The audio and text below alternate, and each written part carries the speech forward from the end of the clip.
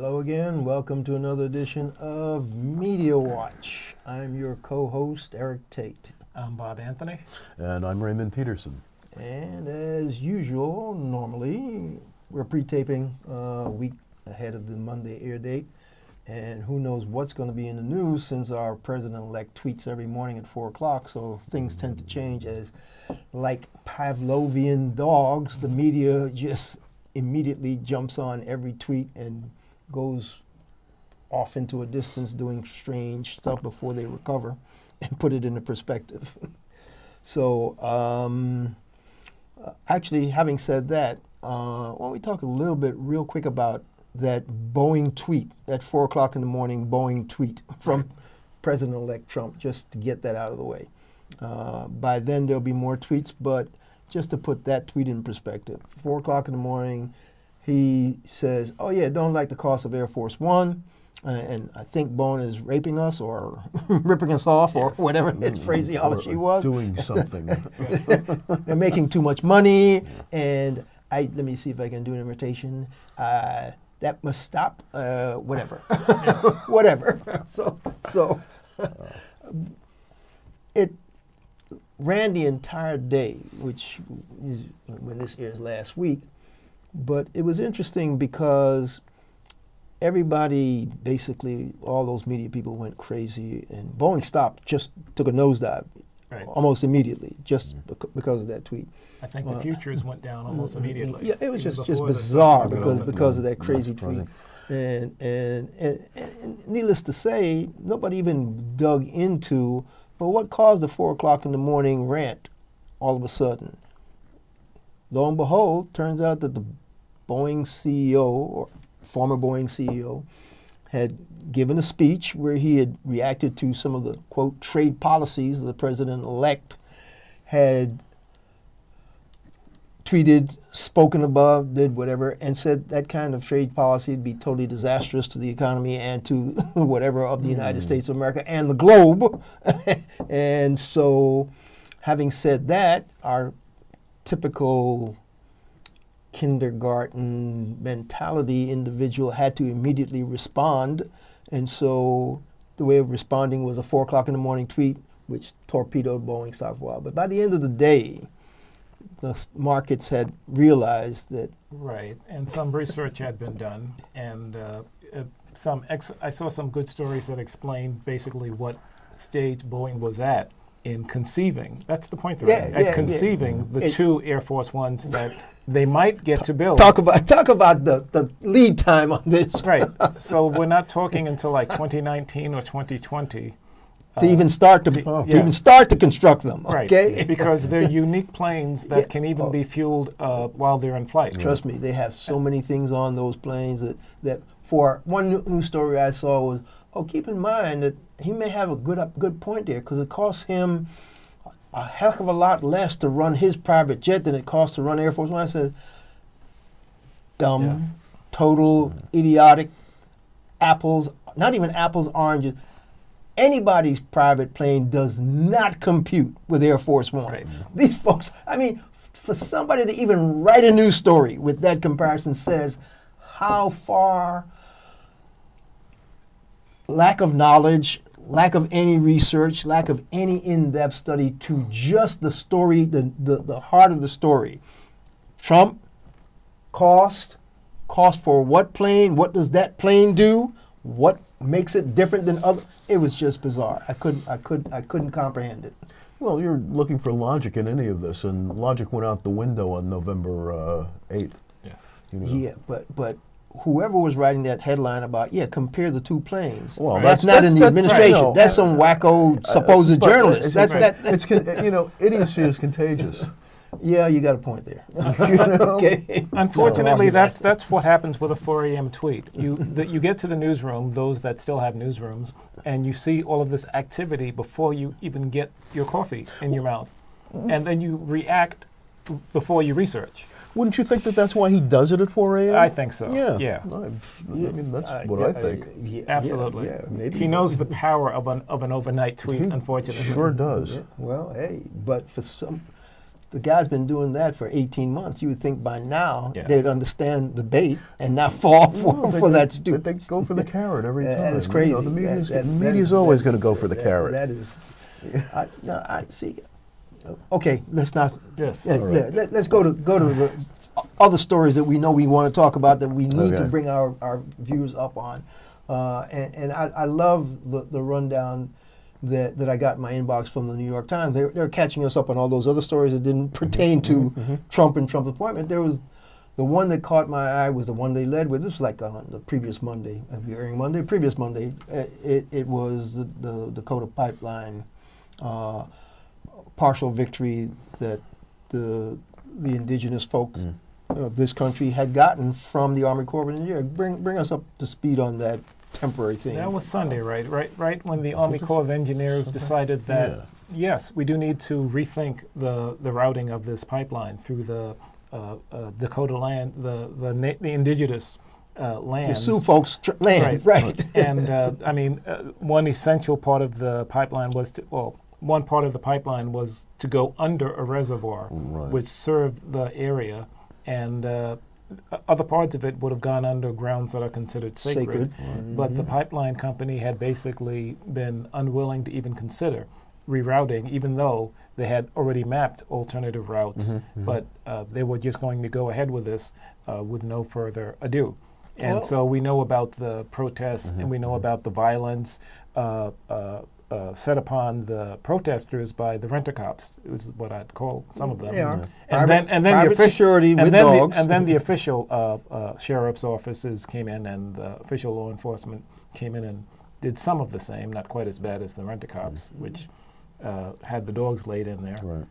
But you talk about alternative routes already having been drawn.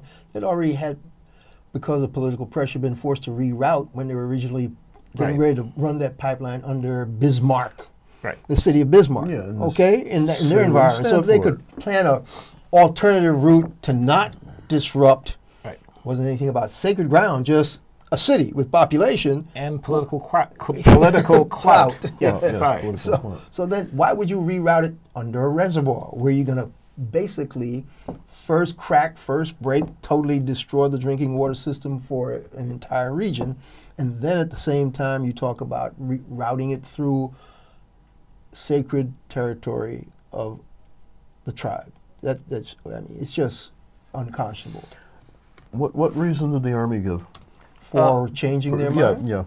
I didn't hear that. They basically thought that they felt strongly that alternative, based on what the protesters had brought up about the pipeline going under the reservoir, that more study needed to be done. We couldn't just go ahead with this without studying more. They basically said that, no, you can't blow through this area without further study.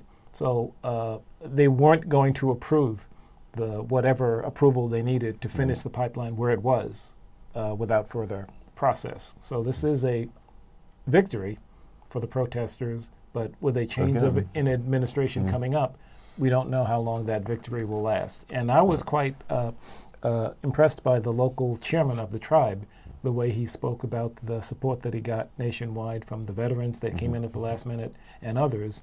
And I've seen him speak at different things. He is not a violent person.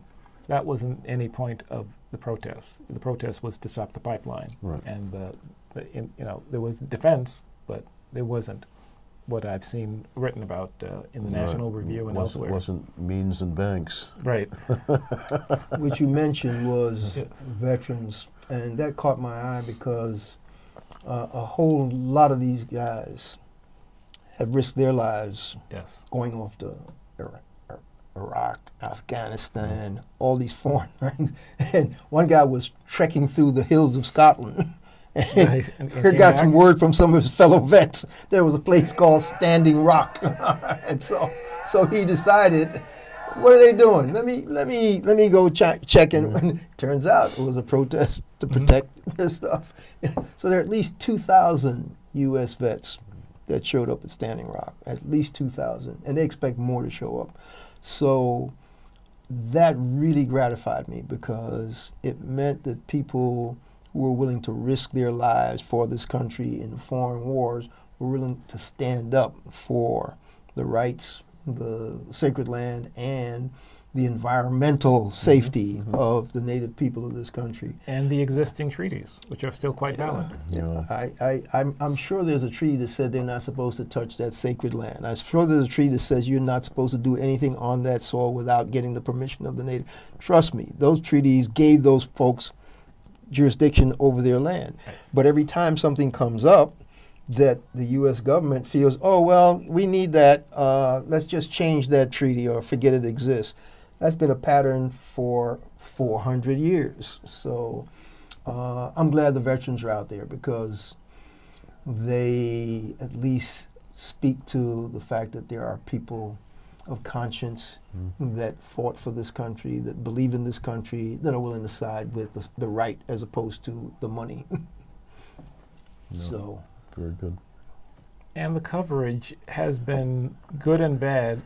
We had that one reporter who was threatened with arrest from Democracy Now!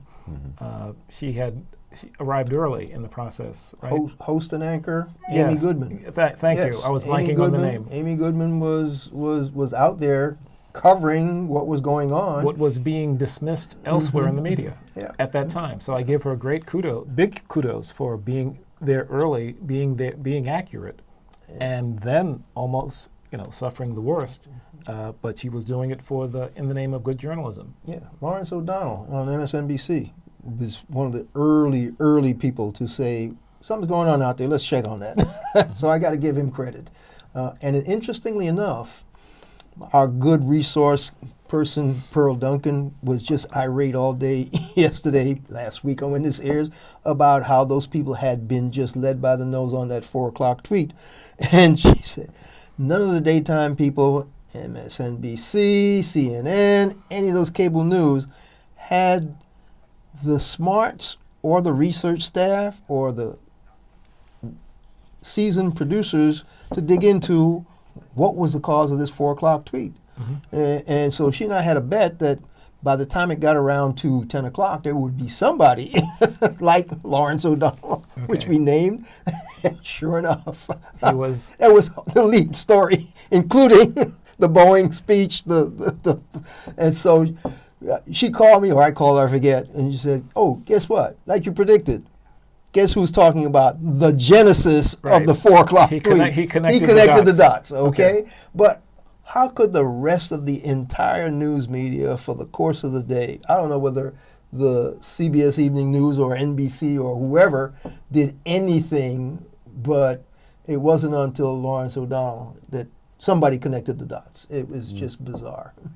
So, but anyway, some other stories. Another key one that I think we need to touch on was the hung jury in South Carolina. You got that handy, Ray? You want to talk about that? No, I don't have that up here. Oh, okay. Bob, you got it handy. I might have it, but I mean, we know the basics. Yes, we Michael Slager, the police officer seen on video shooting a black man who was running away in the back and shooting him dead. So it goes to the jury, and we end up with the hung jury. But Ray, 11 to 1. there we go. We were talking about it just before we came on air about how the one person apparently hung the jury despite this absolutely clear video. There was no threat to the officer, no weapon. He was going the other way, but yet we have the hung jury. I know, and I can't figure it out. I mean, either somebody got to the juror, or he's just like, he won't convict a white man. I don't know. Or police officer. I can't figure it out because what I saw, and I don't know everything. I'm not in on this. What I saw was a man running away from a guy with a gun. The officer clearly shot him from 25 yards away, maybe. I mean, he was. Those laser guns not reach that far? I mean, why did he you have to use lethal force? I don't understand that. Number one. Number two, he did use lethal force unnecessarily, in my opinion. Right. And he killed this man. I see that as manslaughter at best. At best. At best. Yes. I mean, it's so clear cut, and like you said, he had the right to detain him, which was all. Yes. He had no right to take him down like that, And Not at all. I'm as infuriated as you are by this. How I can't see how anyone can hang a jury with No, I can't that either. clear a video. And it's a good thing I wasn't in on the jury because I'd have beat him. You don't know what transpired in that No, I jury know. room. I know. That's the problem. We just don't know. It's interesting. We just I'm, don't I'm- know. I'm reading this summary, and it says the jury, a panel of 11 white people and a black man, No, was said the- it would not be able to reach a unanimous verdict. Right. Now, the 11 white people and one black man, it may have been the one black man that said he didn't want to convict him. We don't know don't because know. we weren't No, inside the room. No, I know. Okay? I know. I understand. I'm being facetious that. here. I understand that. but- No, Sure. that didn't escape me. But here, you know, it's we've gone over it. How could you even not? So this is the way I broke it down. All right, we saw this video. So this man is not guilty of manslaughter, right? Okay. So he fired like 9 shots. I forget. We counted them last time when we did the story way back when. We counted the number of shots, and we saw him in an almost pistol range stance, pulling the gun. And from a I pistol think range that was distance. one of the videos we Yeah. actually aired Yes. on Media Watch. Yes. And so my question to the jurors, okay, Scott fleeing a scene, not threatening anybody's life, ends up dead. The guy who pulled the trigger goes to trial and doesn't get convicted. What is he guilty of? You got a dead man. You have somebody arrested for killing him. So what is the man who was arrested for killing him guilty of if he's not guilty of manslaughter? And Guilty of murder. what's the upshot, the outcome of your hung jury verdict? Do we get another trial? Yes. Well, I'm just asking. Right, You know, it's right. up to the prosecutor whether or Right. not they think they can do something, correct? Yeah, well, it is up to the Okay. prosecutor. Yes. And so for me as sometime journalist, sometime just plain citizen observer, I see a dead man, black guy. I see a white cop kill him. What is the white cop guilty of?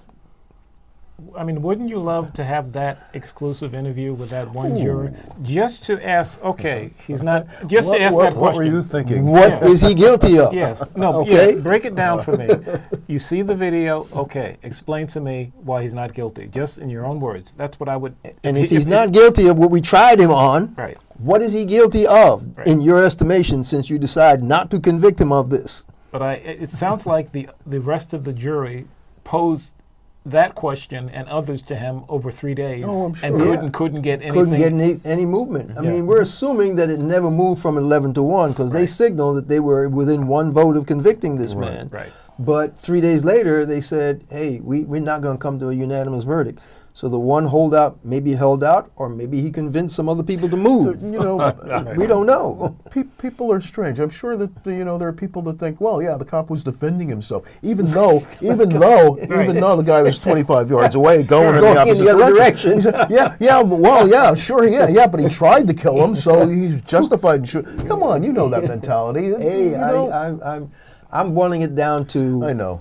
what is he guilty of if he's not guilty of Right. manslaughter? Well, then That's you know what I'm what asking. the answer would be. Well, he's not guilty of anything. Okay, yeah, see, but that's that's- basically what this hung jury de facto has come out with, because the man is not convicted of anything. Right. So even though we've got a dead person, we have nothing that says this person is guilty of Right. doing anything. What did the judge? Do we know what the judge charged them with before they went in to deliberate? It got brought down to a manslaughter Right, charge. that's what they were not willing to try to get him on murder. Yeah. So they said you are able to consider a manslaughter charge. They basically lowballed it, figuring That's it, right. Yeah. figuring it would be a slam would- dunk. that would get over. Easier, than getting the murder conviction. So it'll be interesting to see whether this goes for a second trial. It'll be very The interesting to see. prosecutor has already said that he's going to lean that way. He's See, already, did you yeah. hear what you just said?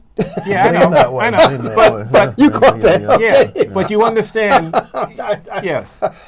He can say, I'm leaning that way I want it today. to fall that way. 6 months from now, when the story's no longer in the headline, are we going to find out, well, I was leaning that way, but it was not going to work out in the end, so I've decided to drop these charges. But aren't they gummed up with Dylan Roof right now? They have to go on to the next. Well, but it's not the same I know. prosecutor. But it's that's going on even as this one was closing down. Similar pool of resources. Oh, well, separate jury pick. Yeah, separate jury pick. But but the office only has that many attorneys. Well, yeah, you do have a point there. Now that they free him up, maybe he's going to go and help that prosecutor on the Dylan Roof case. Yeah. Maybe that's a possibility.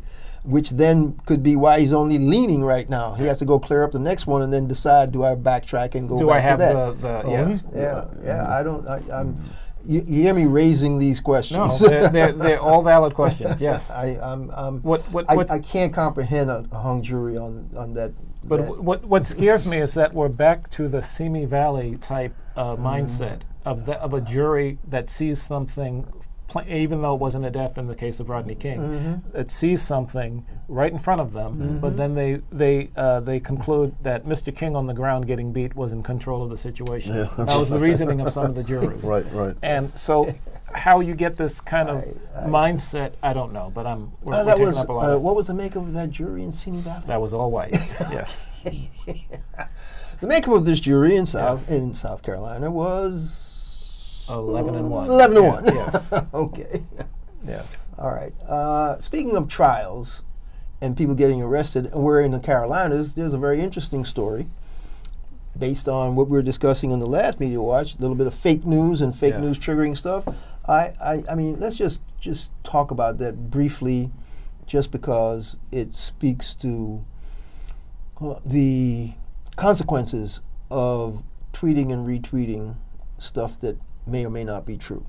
And so when this airs, the son of Mike Flynn, who's been selected by President-elect Trump to be the national security advisor for the nation, whose Twitter account was credited with retweeting this crazy story about Hillary Clinton and Bill Clinton heading a child slavery ring out of a pizza parlor somewhere in North Carolina.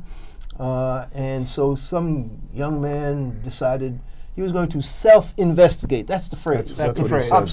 Pops up in quotes in every news story I've seen. He went to self-investigate these charges, and probably to do something about it, because he went there with a automatic weapon, semi-automatic weapon, and discharged the semi-automatic weapon in the pizza parlor. But fortunately for everyone there, they must have seen him coming. They ran and hid, and nobody got hurt. And they arrested him, and he claimed that he was there because he thought this child slavery pornography ring was being headed by Hillary and Bill Clinton, based on the tweet that came out of. He swallowed the story hook, line, and sinker. Because it was retweeted by a reliable source, Yes, Michael Flynn. Yeah. Yes. Michael T. Flynn, Lieutenant General Michael T. Flynn. Yeah, right. But it turns out that Lieutenant General Michael T. Flynn may not be the person in charge of his own Twitter account. No. And if he were, then he really would not be qualified to be the national security advisor for retweeting crazy fake stories with such conspiracy theories. But they've passed the buck on to Michael T. Flynn's son, who is now fired from some transition job that he had. That it was interesting because Mike Pence, your vice president-elect, was on all the talk shows the previous Sunday talking about, or the day after this incident occurred, and he was asked, this guy has a job with your transition team. You had a transition team. How does Flynn's son get to be? He said he does not have a job. And basically, he was parsing language. Right. He kept answering the question, whether it was on Morning Joe, whether it was on CNN, and the Morning Joe folk, they basically let him slide when he does not have a job. Right. But Jake Tapper at CNN went, well, wait a minute.